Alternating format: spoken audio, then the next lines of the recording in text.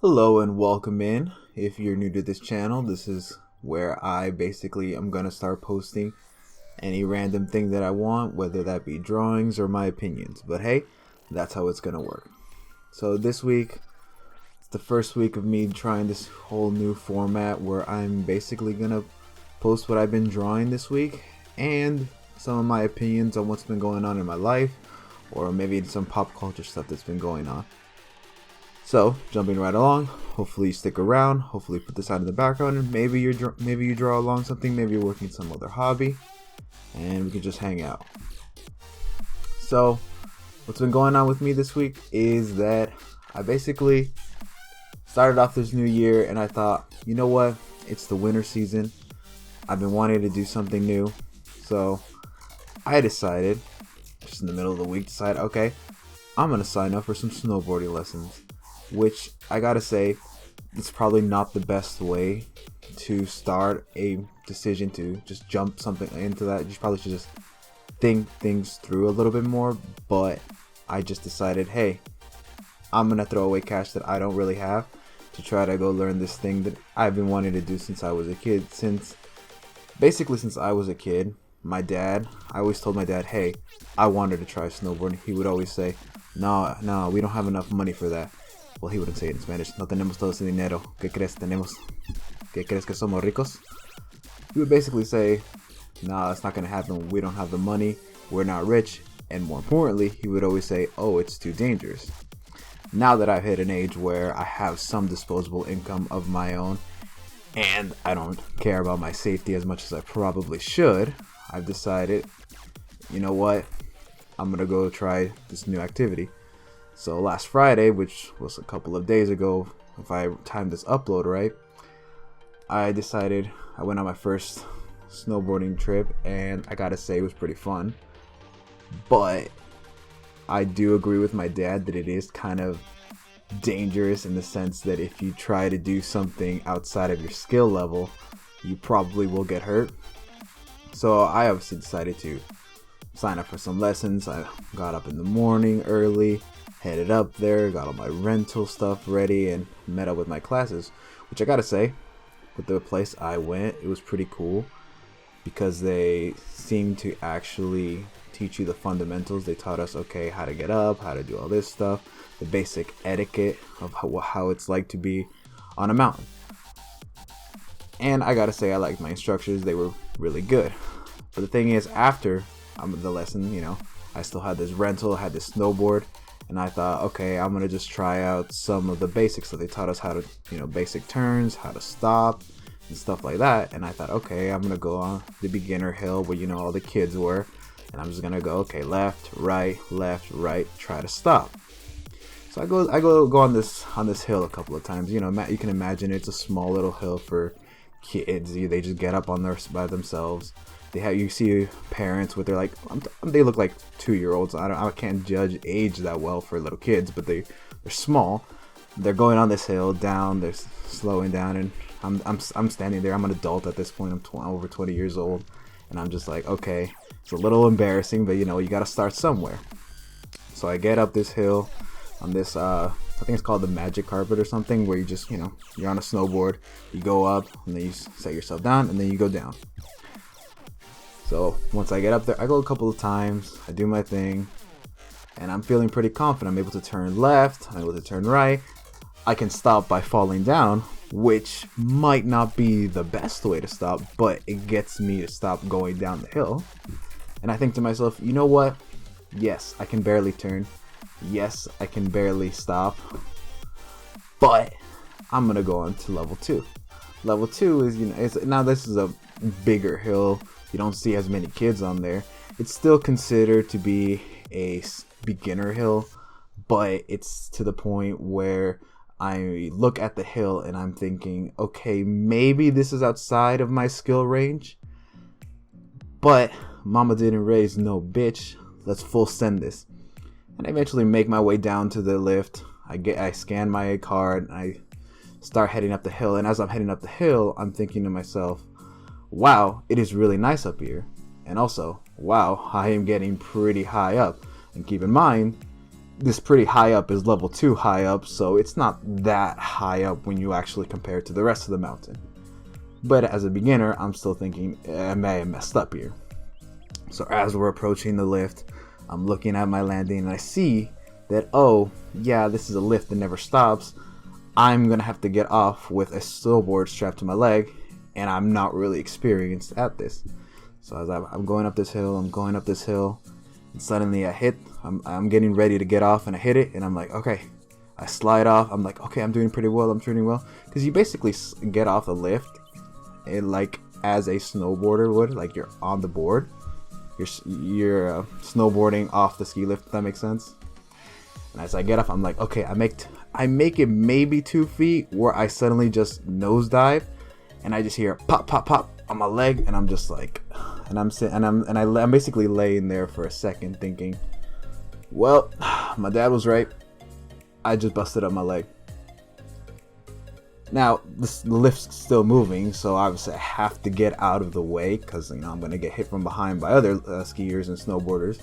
So I'm like, all right, I get up as quickly as I can. Immediately, my leg, I felt like I was gonna buckle because it just didn't feel right. So I like waddled myself off to a nearby bench, and I'm just sitting there for like 5 minutes thinking, well, how am I gonna get down this hill now that my leg feels all funky? And as I'm sitting on the hill, I'm like, should I ask an assistant to see if they could help me down? But at the same time, I don't want to admit that I might need help. So I'm just kind of sitting there for another 5 minutes. The pain starts to go away, and I'm like, all right, let's test this out. I test out the leg. All right, feels a little bit weird, but hey, it's not as bad as it was a second ago. So I put a little bit more pressure. I get on, and I'm like, okay, I can stand. I can do this. So I decide, instead of asking for help, I decided, all right, I strap back onto the snowboard. I waddle myself over to the edge of the hill, strap on my other leg, start making myself down the hill. Now before that, one thing I forgot to mention is I asked the guy up there when I was up there, I was asking him, all right, what's the easiest way down? Because at that point I'm like, okay, this leg still feels a little funky, but I gotta make my way down. And as I talk to this guy, he says, okay, go diagonal on this hill, and then take a right, and you'll be able to. That's the easiest way down. It's not too steep. You'll still be going fast, but not too fast. And I'm like, okay, all right, I can do this. So I look down the hill, and I'm like, let's do this. Full send, maximum effort. Start going down. So, at first we're starting a little slowly, but we start picking up speed, and I'm thinking, well, now I got to turn. I mean, I barely mastered the turn on a small hill, but I'm not about to do it on a big hill. So start forcing the turn. The thing is, I was so focused on making that turn, as the guy said, head diagonal and then turn left at a certain point. I may have done it a bit too early, and instead of taking the path that would have taken me down a slightly less steep hill, I went on the steepest part of the mountain, in that little section at least. And I'm started going fast, and suddenly I get scared. And I decided, you know what? I'm bailing out. And I want to say I fell because I wanted to stop, but in truth, I just completely lost control of the board. So I fall down for the first time, and I'm thinking to myself, okay, my leg's not hurting. I don't know if that's from shock, or I'm just the luckiest person alive. And as I'm getting up, I'm like, okay, this doesn't hurt. Let's keep going. I'm almost down the hill. I'm like halfway down at this point. I'm like, okay, I already realized I took the rough path down, but I think I can make it down. I was wrong. Not that I didn't make it down, but it was a struggle. You see, as I'm going down, this is steep, and I'm going at this point faster than I am comfortable with. So I start losing control really quickly, and I just don't have that experience to be able to correct myself, to keep myself up, and I just keep falling down every few feet. Now, this is still considered a beginner hill, so I'm not the only one on the ground. I'm looking over, and I'm like, I see a girl also laying there, and I just give her the thumbs up. She gives me the thumbs up, and I'm like, Yeah, we both get this struggle. So as I'm going down, I'm making myself down every few feet, falling over. But I finally make it down the mountain, and I'm just looking up that hill and I'm thinking, this isn't the biggest hill up there. I'm looking at over ski lifts, like it's just high, and this is still beginner. And I'm thinking to myself, all right, this leg is feeling a little bit funky, but I can support my weight, and I was able to snowboard. So of course, making the most rational decision out there, instead of thinking, hey, I'm gonna go take a little break, maybe come back later, I decide, all right, let's do it again. So this time I get back on the lift.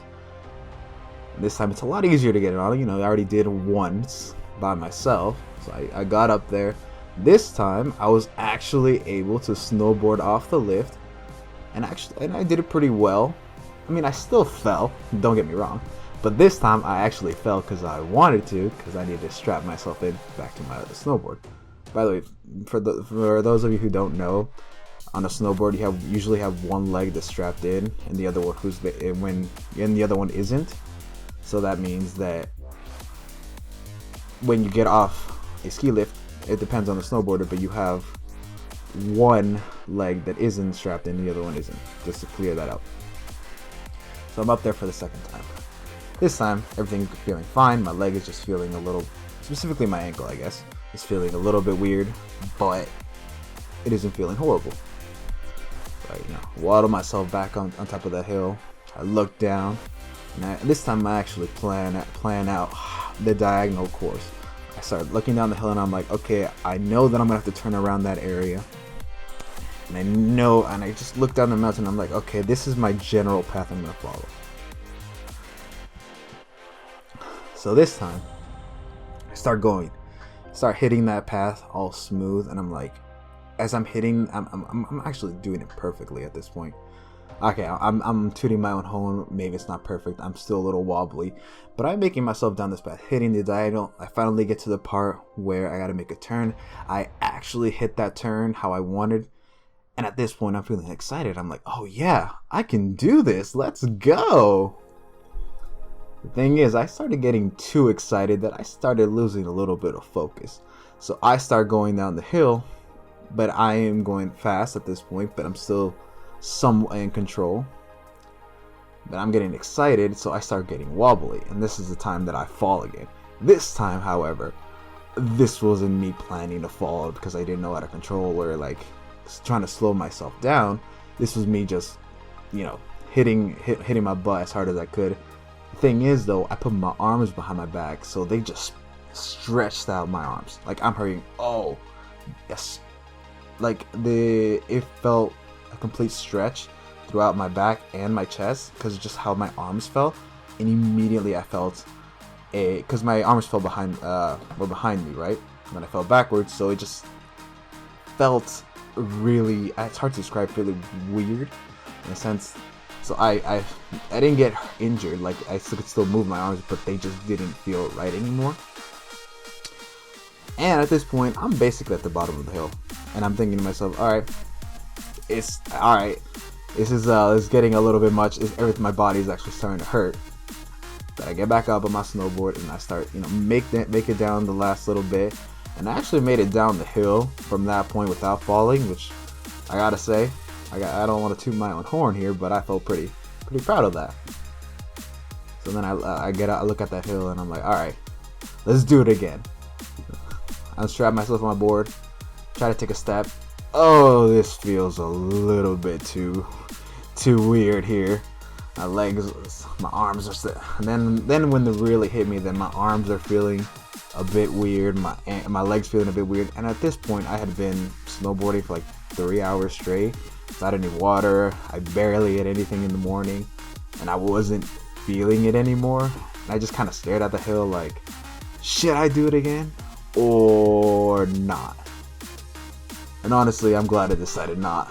I looked at the hill, I'm like, you know what, this was fun for today, but after all that, I'm gonna just go get something to eat, because at this point I was really hungry. So I made myself back to the car, and I ended up heading back home. But I gotta say, even after all that falling and it being a little and kind of hurting myself, I gotta say it was pretty fun.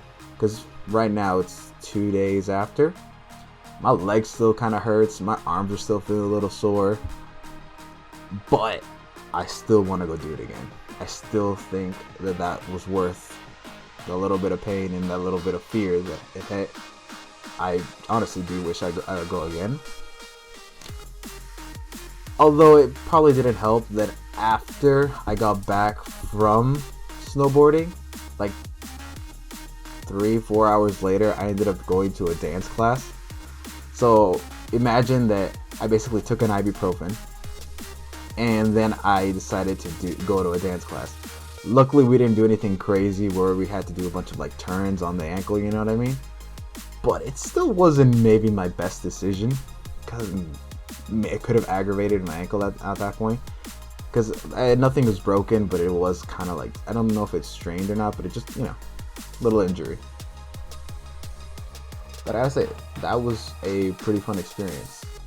And one that I am going to do hopefully again this Friday. Minus the injury. That's a big part. Minus the injury. But yeah, that's what basically happened to me throughout the week. Although, there are other stuff that's been going on.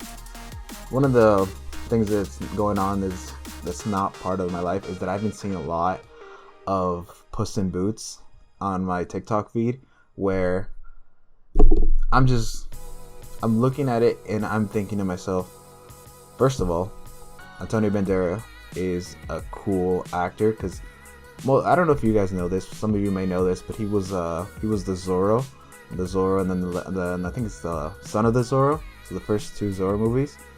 And some of you who might know what Zorro is, he's a mass vigilante. He's a Mexican. Well, I think he is Mexican. He might be Puerto Rican. I'm not sure. But the point is, he's Hispanic. He's something Hispanic. He speaks Spanish. I know that. I remember watching that as a kid. I'm like, oh, that's so cool. I want to be like Zorro. Like Zorro has a sword and he sword fights.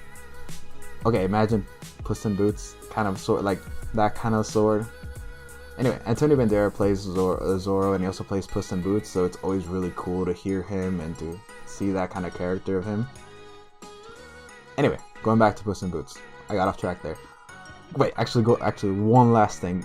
Going back to the Zorro thing, what I always thought was really cool is that the Legend of Zorro, something that I really liked as a kid, also was one of the inspirations for Batman, which is something else I also really liked as a kid. So I always thought that was really cool. Anyway, going back to the whole like Puss in Boots, completely got sidetracked there for a second.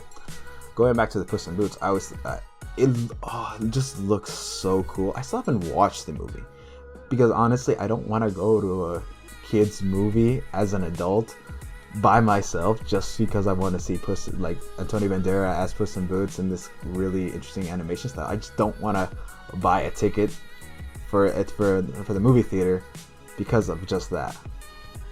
I don't know what that says about me, but everything that I have seen so far from TikTok and all that has made me actually genuinely want to go see it. Because first of all, the villain looks so interesting. The Death Wolf guy, he seems like a very intimidating villain, and the animation is very Into the Spider-Verse, and I forget the name. I think it's the Mitchells versus the Machines, or the Michaels versus the Machine. Actually, Mitchell sounds more right, although you could definitely correct me on that. That animation style that was, introduced by Into the Spider-Verse is, I really like that look, and this Puss in Boots movie took a lot of inspiration from that. And the animation, the animation also takes a lot of inspiration from those 2 movies, and it just looks really good. I don't know anything about the story, honestly. I didn't watch the first Puss in Boots movie because, well, honestly, it's a Puss in Boots movie. I never really wanted to see that. But this movie made me want to change my mind on that. But yeah, that Puss in Boots movie, something worth checking out. And if any of you has actually seen it, drop it down in the down below if it's worth watching, actually worth going in theaters. Because the last movie I actually went to go see in theaters was Avatar 2, which I'm pretty sure maybe you saw it, maybe you did it. For some reason, what's been crazy is that all the people that I talk to in real life, they haven't actually gone to see the movie, but I've also seen a lot of good things online, which I thought was a little weird, because I kind of expected, when it's a movie that's like, it's getting so many was getting so many positive reviews online, you'd hear more people in real life talking about it. But all the people I've talked to, they haven't really gone seen the movie. They don't seem very interested in the movie, which I get it. Like, one of the biggest complaints I hear is that, oh, it's a 3-hour long movie. But honestly, I could sit watching TikTok for 3 hours, and I know other people who just sit around watching TV for 3 hours. I don't see that as that big of an obstacle to go watch a movie. But I also get it that maybe sitting in a theater in 3 hours isn't the same as watching TikTok for 3 hours at home. But I still feel like this movie deserves those 3 hours, because I went to go watch it in 3D, and I went to go see it in like a D-box seat. I gotta say, it was such a beautiful... honestly, it's one of the movies that I could say is a beautiful movie, because visually, the way that the water works in 3D and the way you see it, I think it is worth that movie theater experience, just because I feel like you won't get the same feeling from watching it at home. For example, the first Avatar movie, I was too young to go see it. Actually, that's a lie. I wasn't too young to watch it in theater, just throwing shade at my dad again. I wasn't too young to see it in theaters. He just didn't want to take me to see it in theaters. He actually went to go see it in theaters without me. Got home and was like, damn, I saw a really good movie. And I'm like, why didn't you take me? And the worst part is, years later, he doesn't want to admit that he went by himself. That's the craziest thing. Anyway, back to the point. So he went to go watch it in theaters. I saw it on DVD. Oh my god, DVD, imagine that. I saw it on DVD on a small screen, and I remember him saying, yeah, this doesn't look the same thing as when I saw it in theaters. Versus me, who only really saw Avatar at home, basically, on the TV. So I feel like this is one of those movies that will just either you A, have to be rich and have like a nice theater system, or B, will watch it in theaters. But anyway, that's how I feel about Avatar 2, and that's kind of what I want to say about Puss in Boots, is I don't know if that movie would get the same effect or value of me go watching it in theaters versus just waiting for it to come on like Amazon Prime or something, because I'm pretty sure it's going to be on there pretty soon. Or let's be real, there's a thing called pirating, and that's also another option. But anyway, another thing that I'm gonna check out this week, mostly because I love to hate watch. Actually, that's a lie. If I don't like something, I probably won't finish it, but I gotta give it at least a shot. By the way, that hate watching has to go with She-Hulk. I tried to watch that show. Actually, what I wanted to do was I wanted to watch that show and then write a review and say, oh, my thoughts on it. But I watched the first 2 episodes, first 3 episodes actually, I believe, and I just dropped it because I just couldn't get into the show, which kind of sucked because I really wanted to like this show. I've read a couple of She-Hulk comics when I was in high school, and I genuinely liked the character and I thought it was interesting. When I heard a She-Hulk, a TV show was being made, I was super invested. And when it started getting a lot of hate, I was actually one of the people who was like, hey, maybe you should give it a chance, maybe you should watch it. But after the first 2 episodes, I just wasn't vibing with the show. I ended up dropping it. And the worst part is I actually ended up doing the whole artwork that I wanted to post with that video and everything. I did the artwork, I finished it, but I just didn't feel like actually watching the show to actually write a review on it. So I ended up I have the artwork, I have the video, but I have nothing to go with it. I might end up just posting it by itself, but anyway, that's besides the point. That's a whole other thing. The thing that I was talking about is the new Velma show that just came out. Again, it's one of those shows that had a lot of hate before it was even released. People were saying, oh my god, this show's going to be horrible, you're removing... I believe they race swapped a bunch of characters, and then they removed Scooby from it, which, I mean, I don't know how to feel about removing Scooby. On one hand, the show originally is about Scooby and the gang, and he is basically the mascot of the Scooby-Doo franchise. I mean, it's called the Scooby-Doo franchise. But I saw it, and I'm like, okay, when the Velma was released, I'm like, okay, maybe we should give it a shot. Maybe it's going to be good. I was skeptical, but I was thinking this could be good. Because, you know, Velma is a character that you can build something off of. I mean, she basically was the one who solved most of the mysteries, while the rest of the gang either distracted the monster or gathered clues, right? But she generally put stuff together. However, when they started to actually talk about the characters and how they were basically gonna move forward with the TV show, I started to lose a lot of faith that this would actually be worth watching. But I still held on a little bit of hope, because I generally, let's put it like this, I've watched Scooby-Doo as a kid and I liked it. I wasn't an avid fan, but every time Scooby-Doo would come on, I would sit down and watch. The only time I was actually super interested in the Scooby-Doo franchise was when Mystery Incorporated was coming out. And that is a show that even now I will sit down and watch, because I just genuinely liked it as a kid and I still like it now. So when Velma was released and it said, oh, it's going to be more mature, it's going to be, you know, more for adults, I was interested. I wanted to see what they were going to do. And then when I started seeing all things that started coming out, I started to lose a little bit of faith. However, now people are starting to put out reviews of how the show actually is. Clips are starting to come out, and I am just not feeling the show. But just like She-Hulk, I'm planning to this week give it a shot. Start watching it like 2-3 episodes, see if this is something that I want to keep watching. Actually, I don't think only one episode's out. Anyway, that's not the point.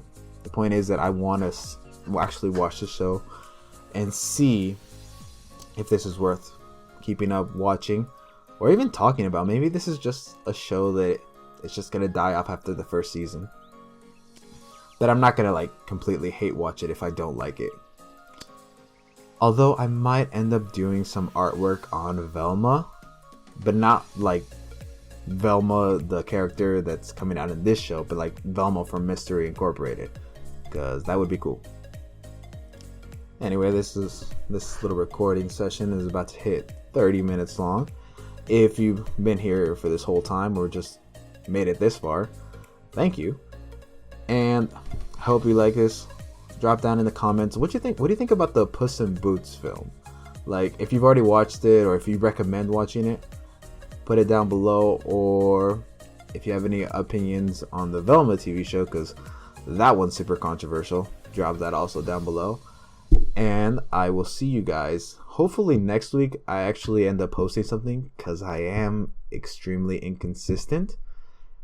But I'll see you next time and next week. Bye.